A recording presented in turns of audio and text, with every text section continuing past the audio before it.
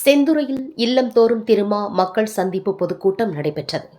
அரியலூர் மாவட்டம் குன்னம் சட்டமன்ற தொகுதிக்குட்பட்ட செந்துறை பேருந்து நிலையத்தில் இல்லம் தோறும் திருமா மக்கள் சந்திப்பு பொதுக்கூட்டம் குன்னம் தொகுதி மாவட்ட செயலாளர் பே. அன்பானந்தம் தலைமையில் தமிழ்நாடு போக்குவரத்து மற்றும் மின்சாரத்துறை அமைச்சர் எஸ். சிவசங்கர் கலந்து கொண்ட நிகழ்ச்சியில் விடுதலை சிறுத்தைகள் கட்சியின் மாவட்ட அமைப்பாளர் கா. பாலசிங்கம் கலந்து கொண்டு சிறப்புரையாற்றினார். இல்லம் தோறும் திருமா, தமிழ்நாட்டின் மக்களின் உள்ளந்தோறும் திருமா. இன்றைக்கு நம்மையெல்லாம் தன்மானத்தோடு தலைநிமிர வைத்த மகத்தான தலைவர் எழுச்சி தமிழர் அவர்களின் சொந்த ஒன்றியம் செந்துறை ஒன்றியம். அந்த சிறப்பு வாய்ந்த ஒன்றியத்தில் நாம் வாழ்ந்து கொண்டிருக்கிறோம். இன்றைக்கு ஆயிரம் ஆண்டுகளாக ஒடுக்கப்பட்டு நசுக்கப்பட்ட தாழ்த்தப்பட்ட மக்களின் தலைமுறைக்காகவும் விடுதலைக்காகவும் தமிழ் இனத்தின் நலன்களுக்காகவும் உரிமைகளை மீட்பதற்காகவும் தன்னுடைய வாழ்நாளை ஒப்படைத்துக் கொண்டு ஒவ்வொரு நாளும் ஒரு நாளைக்கு 20 மணி நேரம் உழைக்கக்கூடிய பாடுபடக்கூடிய ஒரு ஒப்பற்ற தலைவர் எழுச்சி தமிழர் அண்ணன் திருமாவர்கள் என்பதை யாரும் மறந்துவிட முடியாது. ஏன் இதை சொல்லுகிறேன் என்று சொன்னால், இன்றைக்கு தலைவர் எழுச்சி தமிழரின் தியாகத்தையும் அர்ப்பணிப்புகளையும் நாம் ஒவ்வொரு நாளும் பார்த்து கொண்டிருக்கிறோம். இந்தியாவிலே உலகத்திலே கூட அப்படிப்பட்ட ஒரு தலைவரை பார்த்திருக்க முடியாது.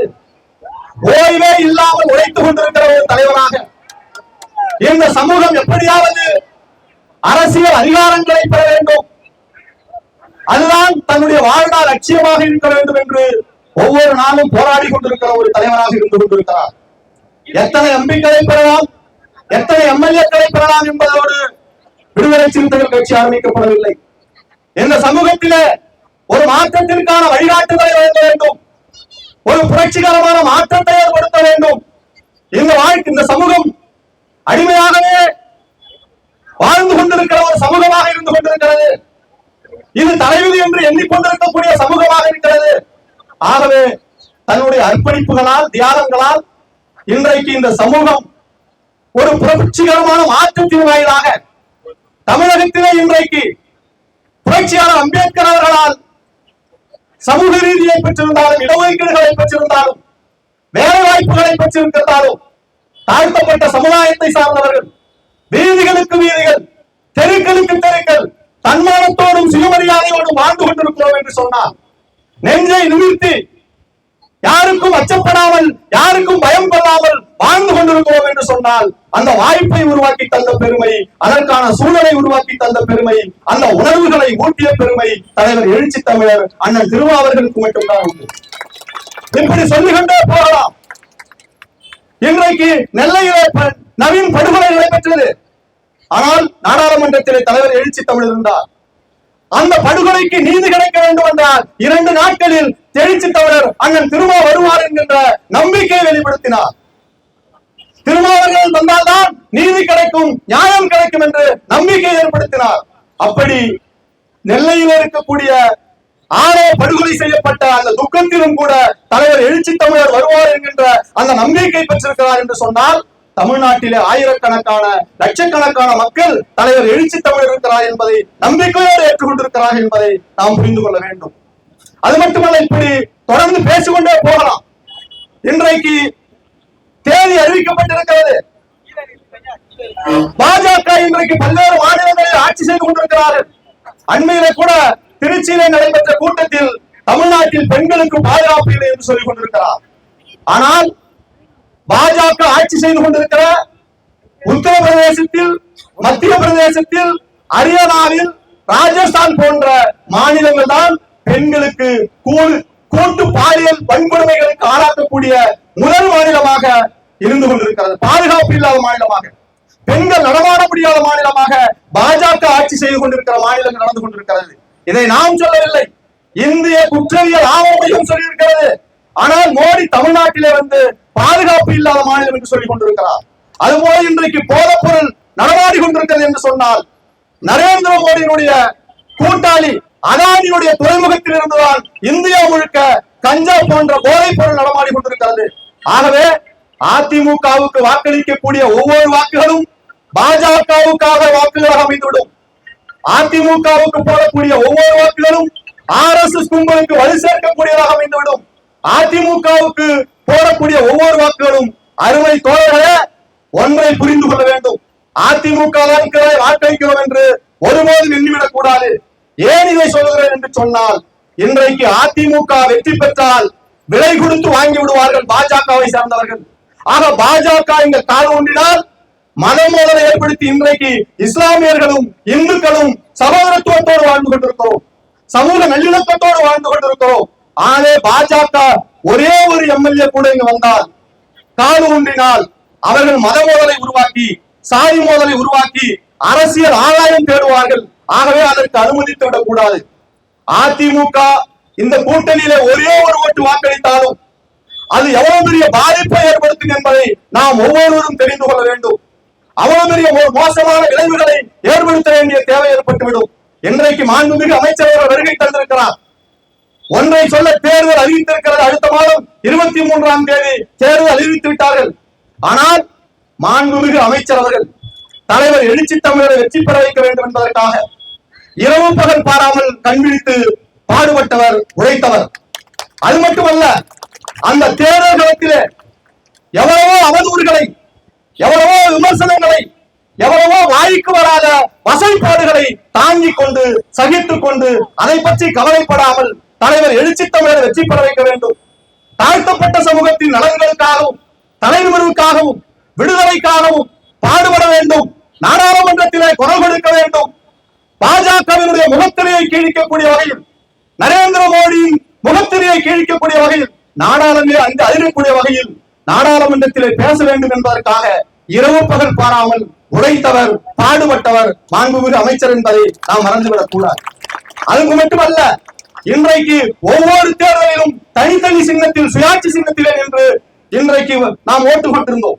மிகப்பெரிய செல்வத்திற்கு ஆளாகி கொண்டிருந்தோம். ஒவ்வொரு தேர்தலும் இந்த சின்னத்தை மக்களிடத்தில் கொண்டு சேர்ப்பதற்கு பெரும் பாடுபட்டோம். ஆனால் அந்த சின்னம் இன்றைக்கு இந்தியாவிலேயே புரட்சியாளர் அம்பேத்கருடைய கருத்துக்களையும் கோட்பாடுகளையும் ஒரு தலித் இயக்கம், பகுஜன் சமாஜ் கட்சிக்கு பிறகு, ராம்விலாஸ் பாஸ்வான் கட்சிக்கு பிறகு இந்தியாவிலேயே விடுதலை சிறுத்தைகள் கட்சிக்கு தான் சொந்த சின்னங்களை பெற்றிருக்கிறோம். அந்த சொந்த சின்னங்களை பெறுவதற்கு தலைவர் எழுச்சி தமிழர் வெற்றி பெற வேண்டும். அந்த வெற்றிக்காக பாடுபட்டவர் மாண்புமிகு அமைச்சர் என்பதை மறந்துவிடக் கூடாது. அந்த நன்றி உணர்வோடு வேலை செய்ய வேண்டும். அவருக்கு நாம் நன்றி கடன் பட்டிருக்கிறோம். ஏன் இதை சொல்லுகிறேன் என்று சொன்னால், அது மட்டுமல்ல, காமராஜரை கேள்விப்பட்டிருப்போம், பார்த்தது கிடையாது. ஆனால் எளிமையாக வாழ்ந்தார், படித்திருப்போம். சைலண்ட் இல்லாத வண்டியிலே பயணம் செய்தார். அவர் பெரிய அந்த வண்டி வாகனங்களில் எளிமையாக நடந்து கொண்டார் என்று கேள்விப்பட்டிருப்போம். ஆனால் இரண்டு பெரும் குறை, அமைச்சராக இருந்தும் மக்களுக்கு இடையூறு ஏற்படுத்தாமல், பெரிய ஆடம்பரம் செய்யாமல், மக்களோடு மக்களாக இந்த பகுதியில ஒவ்வொரு கிராமத்திற்கும் காலடிப்படாத கிராமங்களே இல்லை என்கின்ற வகையில் அந்த மக்களோடு மக்களாக களத்தில் நின்று அந்த மக்களை சந்தித்து அவருடைய கோரிக்கைகளை கேட்டு பிரச்சனைகளை கேட்டு மனு வாங்கி அந்த உடனடியாக அந்த பிரச்சனையை தீர்க்கக்கூடிய அமைச்சராக மாண்புமிகு அமைச்சர் இருக்கிறார். ஆகவே இன்றைக்கு அதிமுக தானே என்று நாம் ஒரே ஒரு வாக்களித்தாலும் அது பெரும் பாதிப்பை ஏற்படுத்தும் என்பதை நாம் தெரிந்து கொள்ள வேண்டும். அப்படி நமக்காக பாடுபட்டவர், நமக்காக உழைத்தவர் தலைவர் எழுச்சி தமிழரின் நம்பிக்கைக்குரியவராக இருக்கிறார். ஆகவே அந்த நன்றி உணர்ச்சியோடு ஒவ்வொருவரும் விடுதலை சிறுத்தைகள் இரவு பரப்பாகாமல் அவரை வெற்றி பெற வைக்க வேண்டும் என்றால் நம்முடைய கடமையாக இருக்க வேண்டும், நம்முடைய பொறுப்பாக இருக்க வேண்டும். ஏன் இதை சொல்லுகிறேன் என்று சொன்னால், ஒரே ஒரு ஓட்டு மாற்றி போட்டாலும் வெற்றி என்பது ஒரு ஓட்டில் தான் தீர்மானிக்கக்கூடியதாக அமைந்துவிடும். ஆகவே வீடு வீடாக அமைந்து இரவு பகல் பாராமல் ஒவ்வொரு ஓட்டும் இன்றைக்கு அமைச்சரை எதிர்த்து வாக்குக்கு அமைச்சரை எதிர்த்து நிற்கக்கூடியவர் எவ்வளவு பெரிய பொருளாதாரத்தும் இருந்தாலும் சரி, எவ்வளவு பெரிய செல்வாக்கு பெற்றவராக இருந்தாலும் சரி, இது தலைவர் எழுச்சி தமிழரின் சொந்த தொகுதி. இன்றைக்கு 234 தொகுதிகளிலும் விடுதலை சிறுத்தைகள் கணிசமான வாக்குகள், பெருவாரியான வாக்குகளை பெற்றிருந்தாலும் இந்த சொந்த தொகுதியில் விடுதலை சிறுத்தைகளின் செல்வாக்கு என்ன, பலம் என்ன என்பதை அரசியல் தலைவர்கள் உன்னிப்பாக கவனிப்பார்கள், ஊடகவியாளர்கள் எண்ணி பார்ப்பார்கள், பத்திரிகையாளர்கள் பேசுவார்கள்.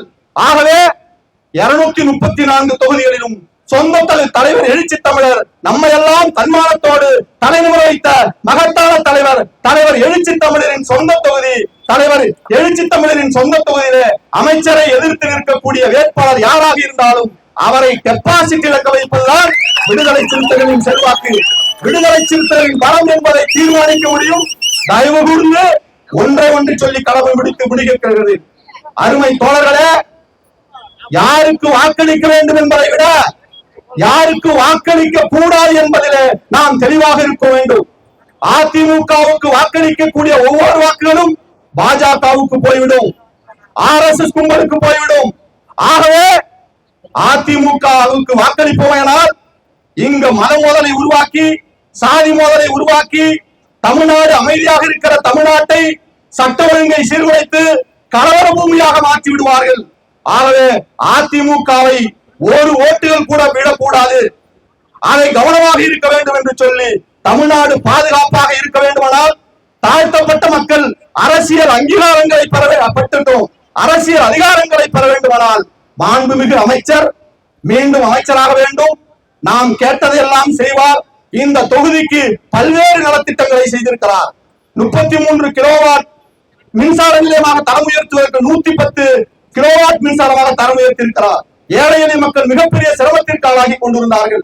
விவசாயிகள் இலவச மின்சாரத்தை பயன்பெற்றவர்கள் 40 ஆண்டுகளுக்கு மேலாக போதிய மின்சாரம் இல்லாமல் சிரமப்பட்டுக் கொண்டிருந்தார்கள். மாண்புமிகு அமைச்சர் கவனத்திற்கு போன உடனேயே 110 கிலோவாட் மின்சார நிலையமாக தரம் உயர்த்தி இன்றைக்கு மின்சார பிரச்சனை இல்லாத ஒரு சூழ்நிலையை உருவாக்கி இருக்கிறார். அது மட்டுமல்ல, இந்த பகுதியில இயற்கையாகவே சுண்ணாம்புக்கள் நிறைந்த பகுதி. போர்வெல் மூலமாக அந்த தண்ணீரை குடித்தால் சிறுநீரக பாதிப்புகள் ஏற்படும். அந்த சிறுநீரக பாதிப்பினால் ஏராளமான பல்வேறு ஊர்களில் பாதிக்கப்பட்டிருக்கிறார்கள். அப்படிப்பட்ட நிலை உணர்ந்து, இந்த பகுதி வாழ் மக்களின் நிலையை உணர்ந்து இன்றைக்கு கூட்டு குடிநீர் திட்டத்தை செந்துறை ஒன்றியத்திற்கு நடைமுறைப்படுத்தி நிதி ஒதுக்கீடு இருக்கிறார். ஆகவே இப்படி நம்ம கேட்டது இதெல்லாம் ஒரு 20-30 ஆண்டுகளுக்கு மேலாக கேட்டு கோரிக்கை வைத்துக் கொண்டிருந்தோம்.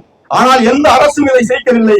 மாண்புமிகு அமைச்சர் வந்த பிறகுதான், இந்த மக்களுடைய உணர்வுகளை புரிந்து கொண்ட பிறகுதான், இந்த பகுதி வாழ் மக்களுக்கு என்ன தேவை என்பதை உணர்ந்து கொண்ட பிறகுதான் இன்றைக்கு ஒவ்வொரு கோரிக்கைகளாக செய்து முடிக்கக்கூடிய ஆற்றல் பெற்ற அமைச்சராக மாண்புமிகு அமைச்சர் இருக்கிறார்.